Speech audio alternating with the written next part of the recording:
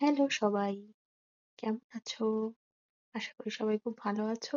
অনেকদিন পরে আমি আজকে ব্লগে আসছি। আজকে আমি এসে গেছি ত্রিধারার উৎসবে। এই মেলাটা অনেকদিন ধরেই হচ্ছে। তবে আমি ভেবেছিলাম যে আগেই আসবো, বাট আমার আসা হয়নি। তারপর দেখতে দেখতে চলে আসলাম। মেলাটা দেখতেই পাচ্ছ কত সুন্দর। চারিদিকে লোক ঝলমল ঝলমল করছে।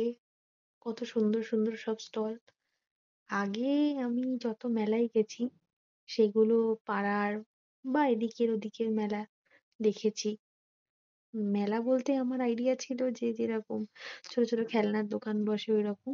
বাট এটা একটু পশ মেলা, যেখানে মোটামুটি সব ভালো ভালো সব সাউথ ক্যালকাটার বুটিকরা পার্টিসিপেট করেছে।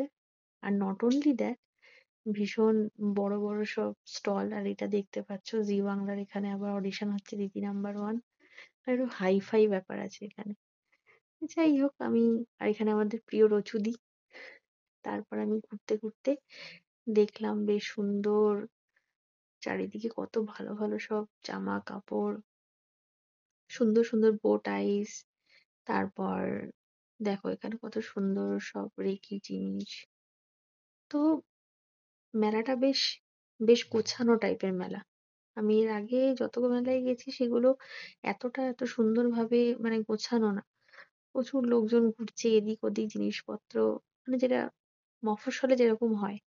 মানে শহরের এরকম বেশ মেলাটা ইন্টারেস্টিং লাগলো।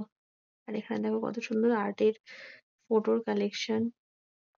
সব থেকে দারুণ ব্যাপার হচ্ছে মেলাটার মধ্যে ম্যাক্সিমাম আমি যেটা দেখলাম যে বেশ বড় বড় বুটিক, তারপর নামকরা সব ফুডের চেন, তারা সবাই স্টল দিয়েছে। হয়তো সাউথ ক্যালকাটা বলেই দিয়েছে। এমনি নর্মালি আমাদের মফস্বল এরিয়াতে একটু মিডিয়কার বা লোকাল রাই বেশি দেখা যায়। আর দেখো এদের ফুড কোর্টে নলিন চন্দ্র দাস থেকে শুরু করে ওয়াও মোমো, আউধ, কি না ছিল।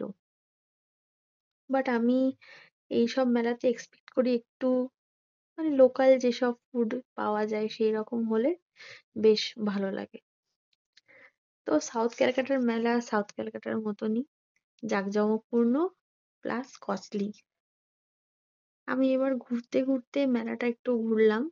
খুব বড় জায়গা জুড়ে মেলাটা হয়নি, বেশ ছোট জায়গায়। কিন্তু সবকটা স্টলই ছিল বেশ বেশ ভালো। বেশিরভাগই বুটিক, তারপর কিছু ইন্ডিজিনাস আর্টিস্টও ছিল। আর সুন্দরভাবে সাজানো। এটা প্রত্যেক বছরই হয়, বাট আমি এবছর ফার্স্ট টাইম এসেছি। এর আগে কখনো আসার সুযোগ হয়নি। আর এইখানে স্টেজে কিছুক্ষণের মধ্যে ব্রততী বন্দ্যোপাধ্যায়ের ওঠার কথা ছিল, তো আমি বেশিক্ষণ দাঁড়াইনি আর, কারণ বাড়ি ফেরার ছিল। এখানে কত সুন্দর সব লাইটিং, বেশ ভালো। আর এই যে ছোট ছোট যে স্টল গুলো দেখছো তোমরা, এইখানে কিন্তু বেশ সুন্দর সুন্দর জিনিস ছিল। একটা জায়গায় আমি দেখলাম সুন্দর ডায়েরি নিয়ে বসেছে। আমার বেশ ব্যাপারটা ইন্টারেস্টিং লাগলো। যদিও সামনে যাইনি, কারণ মনে হলো যেন বেশ ভালো কস্টলি হবে, ওই জন্যই যাইনি।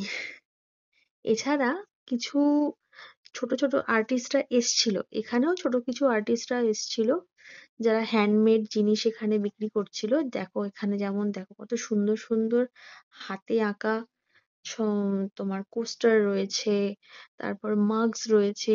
এই দেখো কত সুন্দর পটচিত্র টাইপের। আর এই মাগটা আমার খুব পছন্দ হয়েছিল, কিন্তু আমি নিইনি একটাই কারণে, এমনিতেই ঘরে প্রচুর মাগ আছে, আবার কিনবো সেই জন্য আর নিইনি। আর এখানে দেখো কত সুন্দর সুন্দর পটচিত্র আঁকা।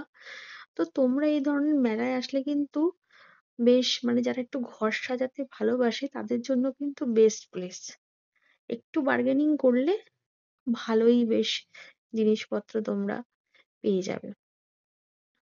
আর এই যে ইনি দেখছিলাম খুব সুন্দর সূক্ষ্ম কাজ করছিল, সুন্দরভাবে একটা আর্ট আঁকছিল। আর এই দেখতে দেখতে আমরা চলে এসেছি একদম মেলার শেষের দিকে। আর এই দেখো চলে আসছে ত্রিধারার বন্দে ভারত এক্সপ্রেস।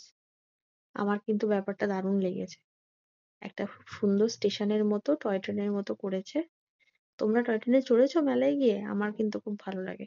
যদিও আমার আজকে চড়া হয়নি, চড়ার ইচ্ছা ছিল কিন্তু দেরি হয়ে যাচ্ছিল বলে আর চড়া হয়নি। চলো আবার দেখা হবে নতুন কোনো ব্লগে। টাটা।